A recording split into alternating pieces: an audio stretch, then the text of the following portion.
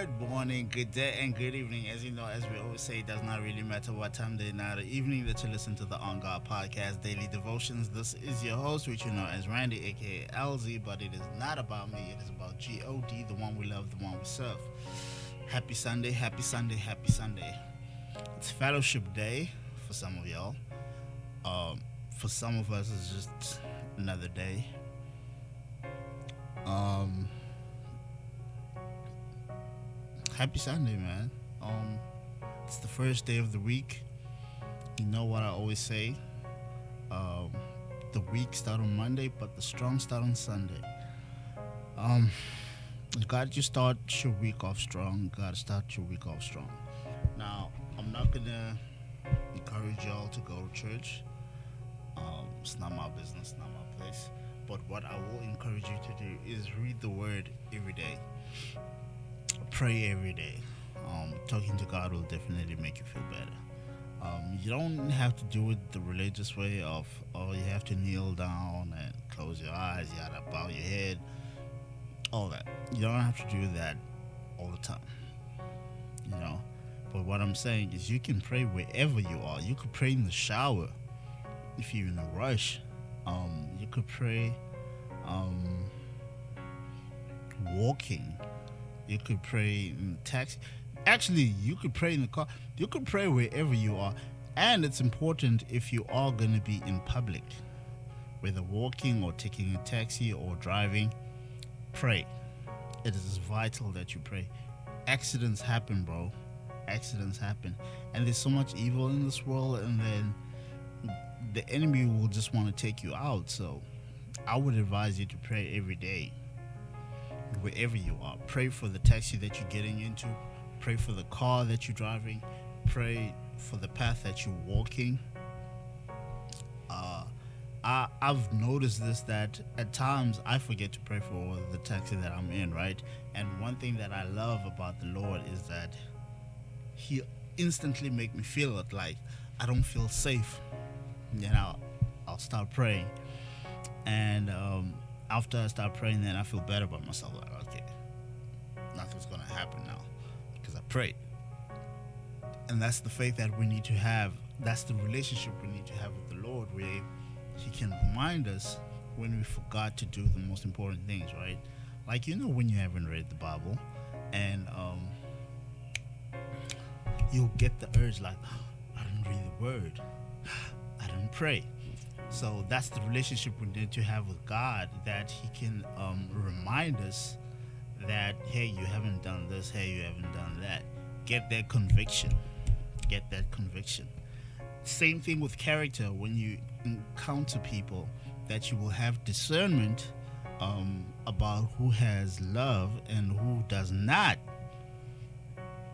You will have that discernment even before they get to speak.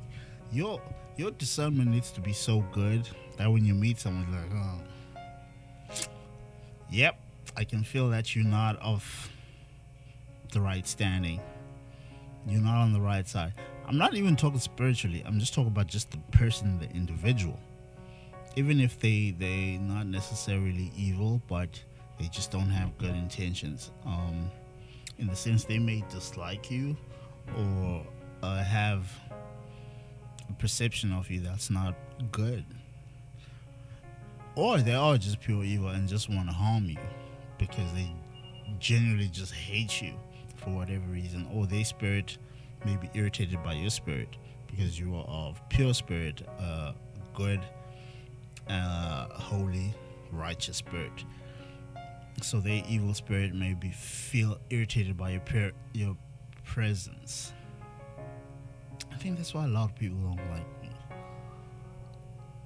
Aside from the fact that I'm brutally honest, I don't believe that you should lie to people or try and sweeten the truth, because when you water down the truth, it no longer becomes the truth. Remember, Christ never once cared about people's feelings when He was expressing the truth. He just spoke the truth. And if people were offended, it's because they were the people that should have been offended, because they were still living in the lie. So you are going to offend people when you tell people the truth. Now, I'm not just Now, I'm not saying go around telling people the truth. That's not necessary. Like, for instance, you can't see a stranger that's overweight and say, hey, you fat. Like, it's the truth, but you can't just randomly walk up to someone and say that. It's rude. But if you're in an environment where the conversation is of said situation, then you can express how you feel about that, which would be the truth. But I'm not saying go out of your way to go around offending people just because I said speak the truth. The goal should aim to help people, not to necessarily offend. Although the people will be offended, but your goal should never be to offend. Okay. Let's get to today's devotion, which will help clarify what I'm talking about. Um, Proverbs chapter 10, verse 12. Verse 12 reads as follows. It says, hatred stirs old quarrels, but love overlooks insults. I'm going to read that one again. It says, hatred stirs old quarrels, but love overlooks insults. Now, I'm going to take a page out of my book and explain what this means to you guys. I'm around a said person who at times insults me, and I overlook them simply because I love this person, and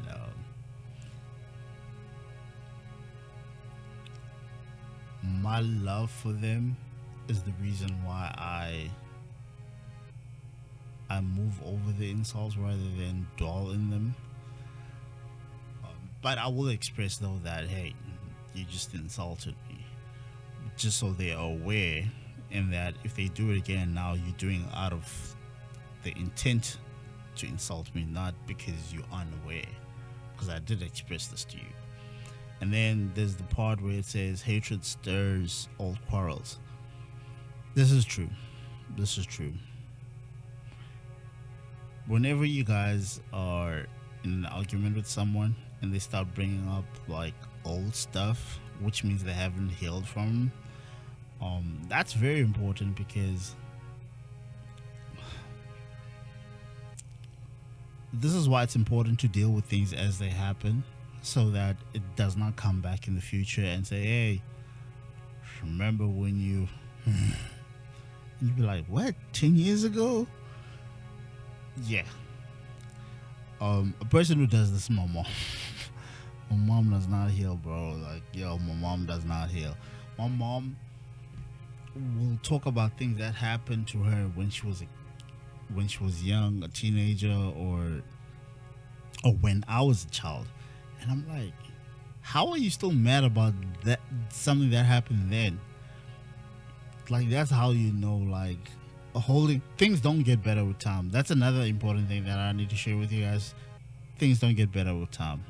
You need to deal with things as they happen in real time, so that you don't let it fester and let it grow and let it become pain and hatred and suffering. Because now, every time someone pokes at you with that, the wound opens up and you start bleeding for real, and you start bleeding on people that didn't cut you. So it's important that you heal. Yeah, I'm just gonna leave this devotion with that. Just heal, guys. I'm not gonna dwell too much on it. All I'm gonna just say is heal, because every time you express things of the past, is you make the person not focus on what the issue is, but you end up angering a person, because now you're bringing up stuff that has nothing to do with what the actual offense is. So it's like if you're in a relationship and you start being angry about your past exes cheating on you, and this person hasn't cheated on you, and you start yelling at them, obviously you're going to make them be defensive. So just heal, guys. Deal with your problems. Okay? Peace and love.